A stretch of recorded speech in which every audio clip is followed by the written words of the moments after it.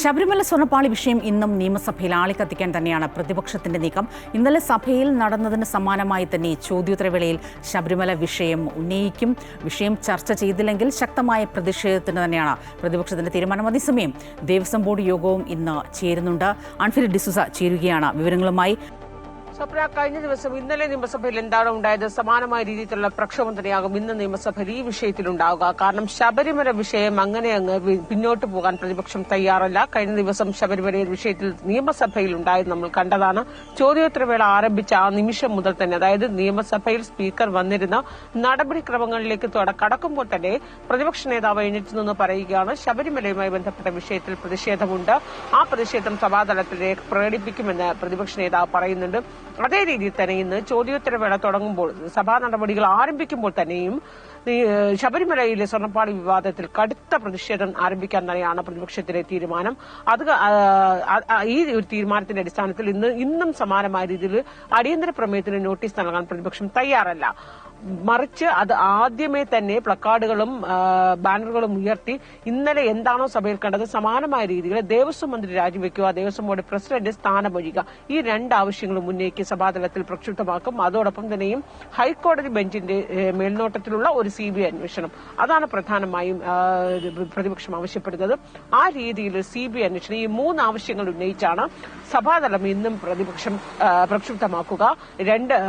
ദേവസ്വം മന്ത്രി രാജിവെക്കുക, president board president സ്ഥാനം ഒഴിയുക, CBI അന്വേഷണം, ഹൈക്കോടതി ദേവസ്വം ബെഞ്ചിന്റെ മേൽനോട്ടത്തിലുള്ള ഒരു CBI അന്വേഷണം, ഈ ആവശ്യങ്ങൾ ഉന്നയിച്ച് ഇതിൽ സർക്കാർ അംഗീകരിക്കുന്നത് വരെയും പ്രക്ഷോഭം തുടരുമെന്ന് തന്നെയാണ് പ്രതിപക്ഷത്തിന്റെ തീരുമാനം. കഴിഞ്ഞ ദിവസം സഭയ്ക്ക് പുറത്തും UDFന്റെ പ്രതിഷേധവും പ്രക്ഷോഭ പരിപാടികളും ഉണ്ടാകുമെന്ന് പ്രതിപക്ഷ നേതാവ് അടക്കം UDF നേതാക്കൾ വ്യക്തമാക്കിയിരുന്നു. അതുകൊണ്ട് തന്നെയാണ് ഇന്നലെ ഒരു ദിവസം കൊണ്ട് സഭയിൽ പ്രതിപക്ഷ ബഹളം കാരണം സഭ നേരത്തെ തന്നെ സഭാ നടപടികൾ പൂർത്തിയാക്കി സഭ പിരിഞ്ഞിരുന്നു. ഇന്ന് വെള്ളിയാഴ്ച വരെയാണ് സഭയുള്ളത്. അതിനുശേഷം സഭ പൂർണ്ണമായും ഈ സഭാ നടപടികൾ അവസാനിക്കുകയാണ്. അതുകൊണ്ട് തന്നെയും സഭകൾ കൂടുതൽ ഇനി ഒരു 4 ദിവസം മാത്രമേ ബാക്കിയുള്ളൂ. ഈ 4 ദിവസവും ഈ വിഷയം കടുത്ത രീതിയിൽ സഭയിൽ ഓരോ സെഷനിലായി അവതരിപ്പിക്കാനാണ് പ്രതിപക്ഷത്തിന്റെ നീക്കം. കാരണം അത്രയേറെ കേരളം ചർച്ച ചെയ്യുന്ന ഒരു വിഷയമാണ്, ഏറ്റവും വലിയ വിവാദമായിരിക്കുന്നത്. ഓരോ ദിവസം കഴിയുന്നവരും കൂടുതൽ തെളിവുകളാണ് ഈ ഉണ്ണികൃഷ്ണൻ പോറ്റിയുമായി ബന്ധപ്പെട്ടും ദേവസ്വം ബോർഡ് ഓരോ കാലത്തുമുള്ള 2019 മുതൽ അങ്ങോട്ട് പ്രതിപക്ഷത്തിന്റെ കണക്കുകൾ പറയുകയാണെങ്കിൽ 2019 മുതൽ 2 ദേവസ്വം മന്ത്രിമാരും അതോടൊപ്പം ദേവസ്വം പ്രസിഡന്റുമാർക്കും ഇതിലെന്തായിരുന്നു ബന്ധം, ഈ ബന്ധം പുറത്തു വരണമെന്നും ഇതിന്റെ ദുരൂഹത പൂർണ്ണമായി മാറ്റണമെന്ന് പ്രതിപക്ഷം ആവശ്യപ്പെടുന്നു. അതുകൊണ്ട് തന്നെയും നിയമസഭയ്ക്കകത്ത് സർക്കാരിനെതിരെ നേരിടുക, ഈ വിഷയം ഉയർത്തിക്കാട്ടി നേരിടുക, ആ ഒരു നിശ്ചയത്തിന്റെ പുറത്ത് തന്നെയാണ് 2 ദിവസം അടുപ്പിച്ച് സമാനമായ വിഷയത്തിൽ പ്രതിപക്ഷം ബഹളമുണ്ടാക്കാനും സഭ പ്രക്ഷുബ്ധമാക്കാനും സഭാ നടപടികൾ തടസ്സപ്പെടുത്തി തന്നെ മുന്നോട്ട് പോകാനാണ് പ്രതിപക്ഷ തീരുമാനം. മറുഭാഗത്ത് സർക്കാരാണെങ്കിൽ ഇന്ന് അടിയന്തര പ്രമേയത്തിന് നോട്ടീസ് പ്രതിപക്ഷം നൽകാതെ കഴിഞ്ഞ ദിവസം കണ്ട സമാനമായ രീതിയിൽ തന്നെയാവും പ്രതിപക്ഷം മുന്നോട്ട് പോകുന്നെങ്കിൽ ഒരുപക്ഷെ ചർച്ച ചെയ്യാമെന്ന്, ഇത് ചർച്ചയെടുത്ത് മുന്നോട്ട് പോകാമെന്ന് സർക്കാർ തീരുമാനിക്കുകയാണെങ്കിൽ അതിനുള്ള സാധ്യതയും നമുക്ക് തള്ളിക്കളയാൻ കഴിയുകയില്ല.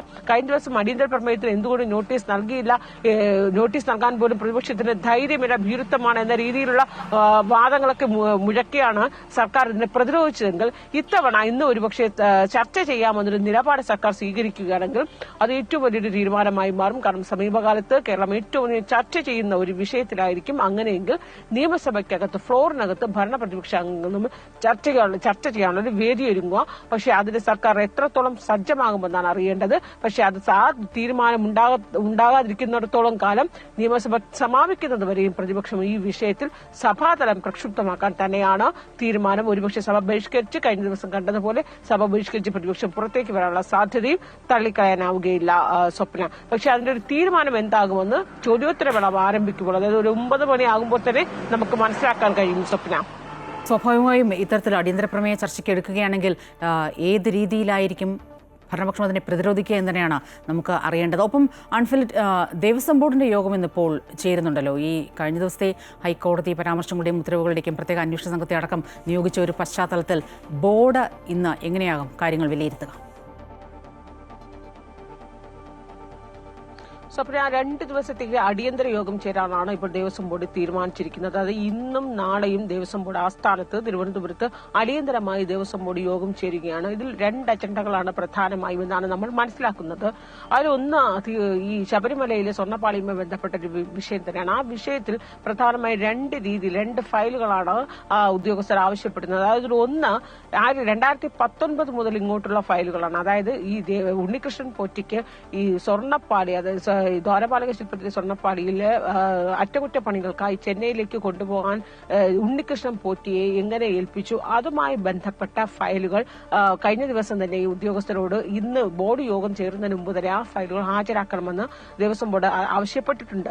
അതോടൊപ്പം രണ്ടാമത്തേത് 1999 വിജയ് മല്യ ദ്വാരപാലക ശില്പത്തിൽ സ്വർണം പൂശി നൽകുന്നു. നൽകിയെന്ന് പറയുന്ന ആ സമയത്തുള്ള കൃത്യമായ രേഖകളുടെ ഫയലുകളാണ് ആവശ്യപ്പെടുന്നത്. അത് തന്നെയും നേരത്തെ ഈ വിവാദമൊക്കെ ഉണ്ടായ സമയത്ത് ആ ഫയലുകൾ കാണാനില്ല എന്നാണ് അറിയാൻ കഴിഞ്ഞത്. അതുമായി ബന്ധപ്പെട്ട യാതൊരു രേഖയും ദേവസ്വം ബോർഡ് ആസ്ഥാനത്ത് ഇല്ല എന്നാണ് ഉദ്യോഗസ്ഥർക്ക് ഇല്ല എന്ന്. അത് 1999 അത് രണ്ടാമതാണ് വിജയ് മല്യ അതിൽ സ്വർണം പൂശുന്നത്. ഇങ്ങനെ രണ്ടാമത് സ്വർണം പൂശിയതാണോ എങ്കിൽ കൃത്യമായി അതിന്റെ ഫയലുകൾ എവിടെയെന്നാണ് ദേവസ്വം ബോർഡ് ആവശ്യപ്പെടുന്നത്. എന്നാൽ ആ ഫയലുകൾ ഇപ്പോഴും ഇല്ല. അതിന്റെ ഒരു ഫയലുകളും ഒരു രേഖകളും 99 ഒരു രേഖകളും നിലവിൽ ദേവസ്വം ബോർഡിന്റെ അധീനതയിൽ ഇല്ല എന്നാണ് മനസ്സിലാക്കാൻ കഴിയുന്നത്. പക്ഷേ അതുമായി ബന്ധപ്പെട്ട എന്തെങ്കിലും രേഖകൾ ഉണ്ടെങ്കിൽ ആ രേഖകൾ കൂടി ഹാജരാക്കണം, ആ ഫയലുകൾ കൂടി ഹാജരാക്കണമെന്നാണ് ആവശ്യപ്പെട്ടിട്ടുള്ളത്. കാരണം ഇന്ന് രാവിലെ തന്നെ ദേവസ്വം ബോർഡ് ആസ്ഥാനത്ത് ഈ യോഗം ചേരും.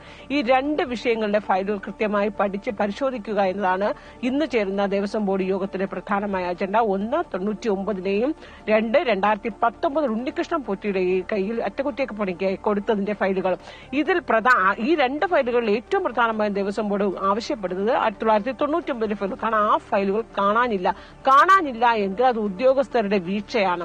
അങ്ങനെയെങ്കിൽ ഉദ്യോഗസ്ഥരുടെ ഭാഗത്ത് നിന്ന് ഏത് രീതിയിലാണ് അത്തരത്തിൽ, കാരണം ഏറ്റവും പ്രധാനപ്പെട്ട ഫയലുകളാണ്.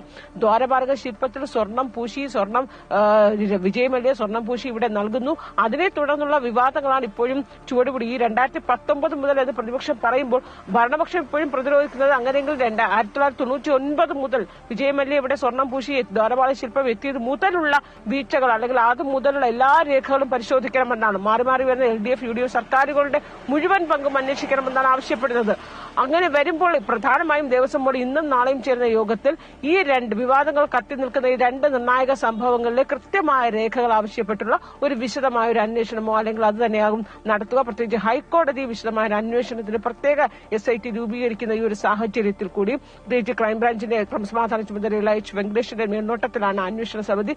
ആ അന്വേഷണം ഒരു ഭാഗത്ത് പുരോഗമിക്കുമ്പോഴാണ് ദേവസ്വം ബോർഡ് അടിയന്തരമായി യോഗം ചേർന്ന് ഈ പ്രധാനപ്പെട്ട 2 ഫയലുകൾ ആവശ്യപ്പെടുകയും അത് സംബന്ധിച്ച യോഗത്തിൽ അതൊരു ഒരുപക്ഷെ അത് വലിയ രീതിയിൽ തന്നെ ചർച്ചയാകാനുള്ള സാധ്യതയുമുണ്ട്. സ്വപ്ന, അത് നമുക്ക് തള്ളിക്കളയാനാവുകയില്ല. അങ്ങനെ വരുമ്പോൾ ഇന്ന് തലസ്ഥാനത്ത് നിയമസഭയിൽ ഭരണപ്രതിപക്ഷം ഈ ഒരു വിഷയത്തെ വലിയ രീതിയിൽ ആളിക്കത്തുമ്പോൾ പുറത്ത് ദേവസ്വം ബോർഡ് ആസ്ഥാനത്തിൽ രേഖകൾ സംബന്ധിച്ച് വിശദമായ ചർച്ചയാകും ഇന്ന് ബോർഡ് യോഗത്തിൽ വിലയിരുത്തുക.